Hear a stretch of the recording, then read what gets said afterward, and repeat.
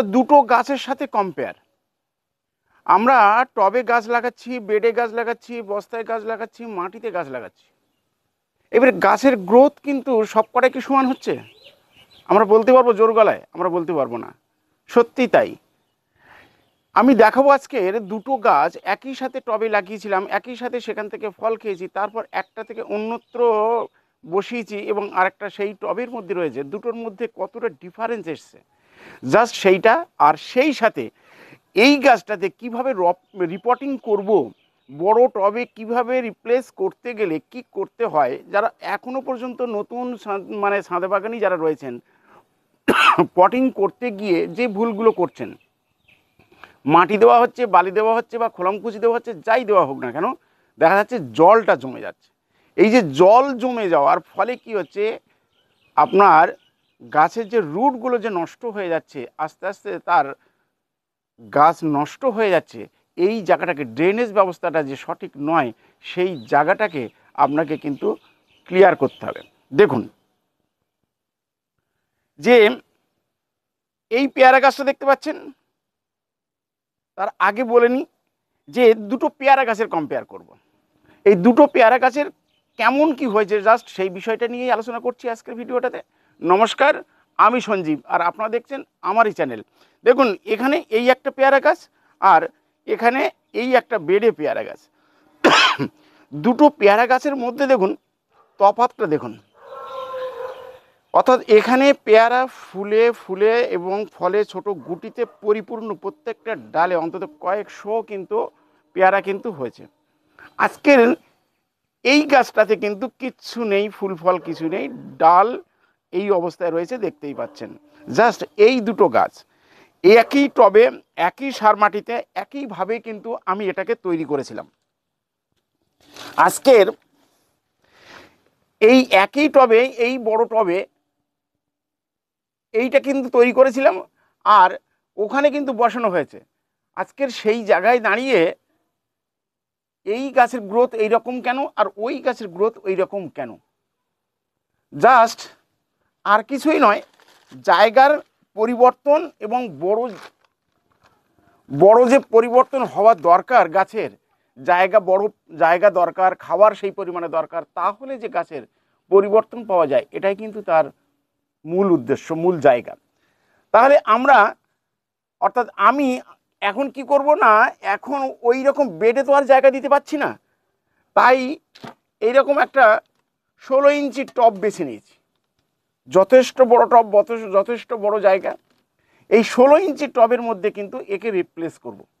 তাহলে এই যে পটিংটাকে, এইবার যেটা আমার ইম্পর্টেন্স আপনাদের বলার জন্য বন্ধুদের, যে যারা পটিং করছেন বড় গাছের ক্ষেত্রে বা ছোট গাছের ক্ষেত্রে, পটিংটার ক্ষেত্রে কিন্তু অনেকটাই ভুল হচ্ছে, যেটা রিপোর্ট আসছে, যার জন্যে গোড়া দিয়ে অর্থাৎ টবের নিচে জল পাস হচ্ছে না, আর সেইটা জমে জমে জমে জমে আস্তে আস্তে গাছ প্রথম অবস্থাতে বেড়ে যাচ্ছে, তারপরে গিয়ে গাছ ঝিমিয়ে পড়ছে। পটিংটাকে ভালো করে দেখে নিন। ক্যামেরাম্যানকে বলবো একটুখানি দেখাতে। দেখুন, এই যে হোলগুলো রয়েছে, যে গর্তগুলো, ছিদ্রগুলো রয়েছে, জাস্ট খোলামকুচি দিয়ে সুন্দর করে দেওয়া রয়েছে। এই খোলামকুচি দেওয়ার পর এখানে আপনার কি দিচ্ছেন, হয় বালি, প্লেন বালি দিয়ে দিচ্ছেন, না হলে বালির চালা দিচ্ছেন, না হলে অন্যান্য কিছু দিয়ে তার উপরে বালি দিয়ে মাটি দিয়ে তৈরি করে দিচ্ছেন। আমি বলবো না, এইভাবে তৈরি করুন, তাহলে দেখবেন আপনার ড্রেনেজ ব্যবস্থাটা খুব সুন্দরভাবে হবে। অর্থাৎ আপনি এরকম নুড়ি দিতে পারেন, সিন্ডার দিতে পারেন, বা আরও অন্যান্য কিছু দিতে পারেন। যেটাই দিন না কেন, সুন্দরভাবে যেন আপনার জল পাসিংটা ভালো হয়। এই লেয়ারটাকে তৈরি করে দিলেন।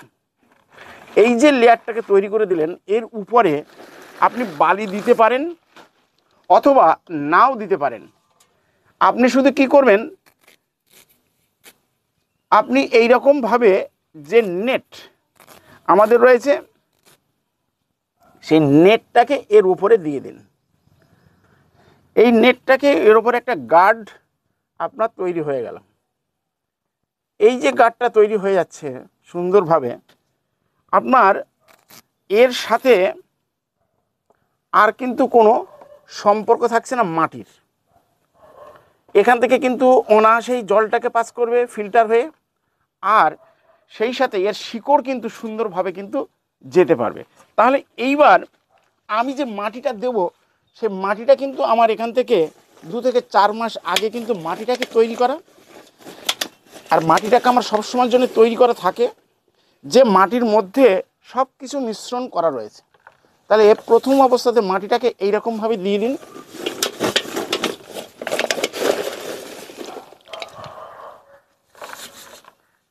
মাটিটাকে এইরকম একটা লেয়ার দিয়ে দিন। দেওয়ার পর যে গাছটাকে আপনি বসাচ্ছেন, সেই গাছটাকে বসানোর জন্য ধরুন আমি এই গাছটাকে রিপ্লেস করছি। এই গাছটাকে রিপ্লেস করার জন্যে এখান থেকে নিশ্চয় তুলতে হবে। এবং এর আগে বলে নিই, এই মাটির মধ্যে কিন্তু নিম খোল একটু পর্যাপ্ত পরিমাণে দিতে হবে, কারণ দেওয়া আছে, তাও আরেকবার আমি কিন্তু দিয়ে দিলাম এই কারণে যে পেয়ারা গাছের ক্ষেত্রে যে নিমাটোড লাগার বেশি প্রবণতা থাকে, সেই জায়গাটার জন্যে কিন্তু নিমখোল একটু বেশি পরিমাণে দেওয়ার প্রয়োজন আছে মাটিতে। 1 নম্বর। দ্বিতীয় নম্বর হচ্ছে এটাকে তুলতে হবে।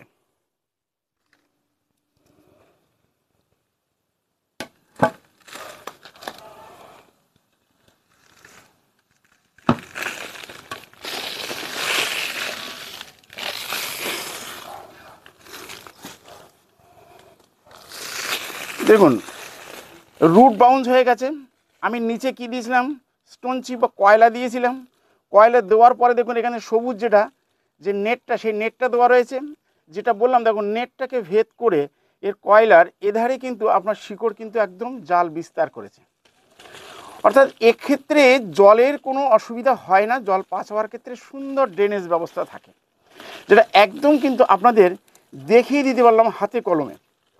এইরকমভাবে যদি ড্রেনেজ ব্যবস্থাটাকে যদি করতে পারেন, তাহলে আপনার গাছ কিন্তু সুন্দর থাকবে, পটে কোনো অসুবিধা কিছু নেই। কিন্তু গাছ যখন বড় হয়ে যায় তখন কিন্তু তাদের একটু বড় জায়গা এটা কিন্তু প্রয়োজন হয়। আর বড় জায়গা যখনই প্রয়োজন হয় তখন যদি সেই জায়গায় যদি আমরা না দিতে পারি, তাহলে কিন্তু তার সঠিক যে বেড়ে ওঠার সেই রসদটা সে কিন্তু পায় না। আর কি থাকে না, আগে একটা দেখিয়েছি আমি, নিমাটোড বা এই রকম ধরনের বেশ কিছু জিনিস যেগুলো শিকড়ে অ্যাটাক করে, যার ফলে গাছ কিন্তু খাবার গ্রহণ করতে পারে না। তার ফলে কি হয়, গাছের গ্রোথটা কিন্তু কমে যায়। যেটা দেখলেন একই সাথে গাছ লাগানো, একই সাথে সব কিছু করা, কিন্তু তার খাবার দেওয়া হয়েছে, এরও খাবার দেওয়া হয়েছে, একই সাথে দেওয়া হয়েছে। এইবার জায়গা অনুপাতে তাদের কিন্তু পরিবর্তন এসে গেছে। তাহলে এই যে পরিবর্তন, এই পরিবর্তনটাকে আপনাকে করতে গেলে বড় জায়গা আপনাকে দিতে হবে। বুঝতে হবে যে গাছ কি চাইছে, এই গাছ কি চাইছে এটা যদি আপনি বুঝতে পারেন, তাহলে দেখবেন আপনার গাছ করাটা কিন্তু সার্থক হয়ে যাবে। এই জায়গাগুলোকে আপনাকে, অর্থাৎ গাছের সাথে আপনার যে ভালোবাসা, সেই জায়গাটা কিন্তু আপনাকে তৈরি করতে হবে, বুঝতে হবে ও কি করতে চাইছে, কি খেতে চাইছে, বা কি প্রয়োজন আছে এই মুহূর্তে, এই জায়গাটাকে কিন্তু বুঝতে হবে। দেখুন সুন্দরভাবে আমার কাটা হয়ে গেল, কাটা ছাঁড়াই কমপ্লিট হয়ে গেল।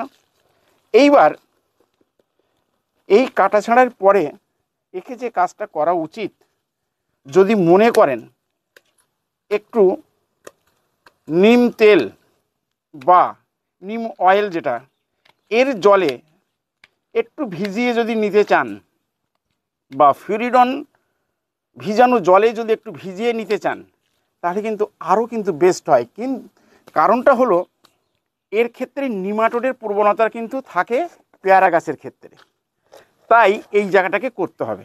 আমি করছি না কারণ যেহেতু গাছটা ভালো আছে। এবার কিন্তু আমি দেবো ট্রাইকোডার্মা ভিডি, এর সাথে মিশিয়ে দেবো মাটির সাথে। এর গাছের গোড়ায়ও ট্রাইকোডার্মা ভিডি সুন্দর করে এর মাখিয়ে দেবো, কারণ যে ব্যাকটেরিয়া রয়েছে ক্ষতিকারক সেগুলোকে ধ্বংস হয়ে যাবে। এবং ট্রাইকোডার্মা ভিডি এর যে কার্যক্ষমতা, এর যে ব্যাকটেরিয়া যেগুলো রয়েছে উপকারী গাছের ক্ষেত্রে, সেটা কিন্তু সুন্দরভাবে কিন্তু গাছটায় তৈরি হয়ে যাবে। তাহলে এইভাবে কিন্তু আমরা গাছটাকে করতে পারি। এইবার আমরা এর মধ্যে দিয়ে দেবো, দেখুন ঠিক পজিশান, অর্থাৎ মাটি দেবো এই পর্যন্ত করে মাটি দেবো। আমার এখান থেকে এই 2 ইঞ্চি জায়গা কিন্তু ফাঁকা থেকে যাচ্ছে, এই লেয়ার পর্যন্ত মাটি দেবো, অর্থাৎ আমরা এই পর্যন্ত দিতে পারি। একটা সাফিসিয়েন্ট মাটি কিন্তু সে কিন্তু এখান থেকে কিন্তু পেয়ে যাচ্ছে। তাহলে এইবার মাটিটাকে পরিপূর্ণভাবে এখানে দেওয়া হোক।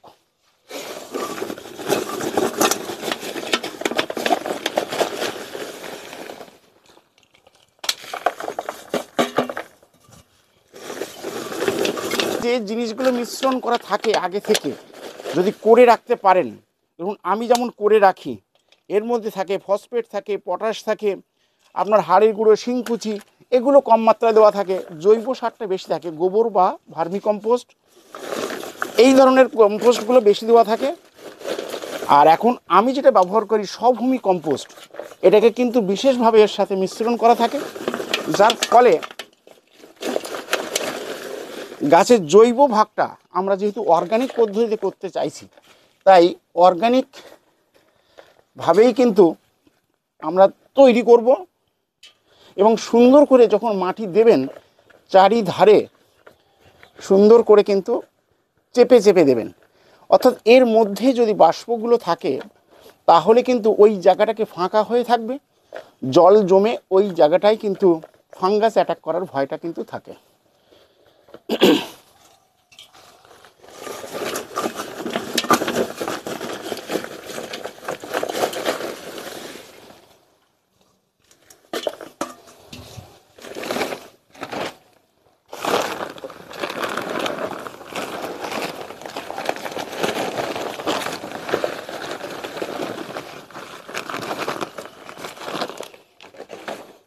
এবং এর উপরেও আরেকটু নিমখোল আমি দেবো আরেকবার, যেহেতু পেয়ারা গাছ, অন্য গাছ হলে হয়তো দেওয়ার দরকার নেই, পেয়ারা গাছ বলেই কিন্তু একটু নিমখোলের পরিমাণটা কিন্তু একটু বেশি দিতে হলো।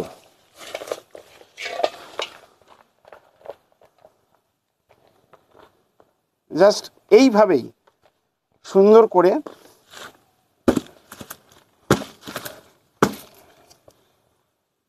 দেখুন, এইবার খাবার দেবেন, জল দেবেন, আস্তে আস্তে আস্তে আস্তে কিন্তু গাছ কিন্তু সুন্দরভাবে তরতাজা হয়ে উঠবে। এইবার এতগুলো ডাল রয়েছে, যেহেতু এখন খাবার সংগ্রহ করতে পারবে না, তাই কিছু ডাল কিন্তু আপনাকে ছেটে কেটে দিতে হবে। আর ছেটে কেটে দিলে অসুবিধা কিছু নেই, কারণ সে কিন্তু নতুন করে ব্রাঞ্চ তৈরি করবে এবং সেটাই কিন্তু দুর্দান্ত রেজাল্ট কিন্তু পাবেন। এরকমভাবে ছেটে যখন দেবেন, আপনার নতুন করে আপনার যে ব্রাঞ্চ এখান থেকে বেরিয়ে আসবে, দেখবেন দুর্দান্ত ঝোপালো একটা গাছে কিন্তু পরিণত হয়ে গেছে। তাহলে এইভাবে যদি গাছ রিপোর্ট করতে পারেন, আপনার ক্ষেত্রে কোনো গাছ কিন্তু নষ্ট হবে না। যারা অনেকেই ফোন করে বলেন, মেসেজ করেন যে গাছের উপরে শুকনো দেখছি কিন্তু গাছ আস্তে আস্তে ঝিমিয়ে যাচ্ছে কেন, খাবার দিচ্ছি, জল দিচ্ছি, সবই করছি। যখনই বলা হয় নিচের দিকে মাটির আঙুল যত দূরে যাচ্ছে, আপনি খেয়াল করে দেখুন যে সেই জায়গায় ভিজে অংশ পাচ্ছেন কিনা, বা বেশি করে জল দিয়ে দেখুন নিচের থেকে বেশ পরিমাণে পাস হচ্ছে কিনা। যখনই পরীক্ষা করতে যান তখনই দেখা যাচ্ছে জল আর নিচ থেকে কিন্তু পাসিং হচ্ছে না। অর্থাৎ এই টপটা যদি আমি এখানে সারা বর্ষাকাল যদি আমার ছাদে ফেলে রাখি, যতই জোরেই বর্ষা হোক না কেন, এতে কিন্তু জল কিন্তু আর জমবে না। এই সিস্টেম বা এই পদ্ধতিতে যদি পটিং করতে পারেন, যেটাকে আমরা বলছি সুন্দর ড্রেনেজ ব্যবস্থা, ওয়েল ড্রেনেজ ব্যবস্থা, সেটাকে কিন্তু এইভাবেই কিন্তু করতে হবে। তাহলে কিন্তু আপনার একটা সুন্দর গাছ, দামি গাছ বা ভালো গাছ, স্বাদের গাছ, সেই গাছটা কিন্তু সুন্দরভাবে বেড়ে উঠবে। যাক, আর বিশেষ কিছু নয়, গাছের এইভাবে দুটো গাছকে দেখালাম, এখানে একটা এখানে একটা, একই সাথে লাগানো, একই সাথে খাবার দেওয়া হলো, কিন্তু গাছের মধ্যে কেন পার্থক্য আসে, জাস্ট এইটুকু বোঝানোর জন্যে কিন্তু আজকের এই ছোট্ট ভিডিও, আজকের এই প্রতিবেদন। ভালো লাগলে নিশ্চয়ই শেয়ার, কমেন্ট করবেন। আর যারা নতুন নতুন যারা আমার ভিডিও দেখছেন, তারা কিন্তু অবশ্যই সাবস্ক্রাইব করতে কিন্তু ভুলবেন না। সাবস্ক্রাইব করলে আরও নতুন করে কাজ করার উদ্যমটা পাওয়া যায়। ভালো থাকুন, সুস্থ থাকুন এবং পরবর্তী ভিডিওর জন্য অপেক্ষা করুন।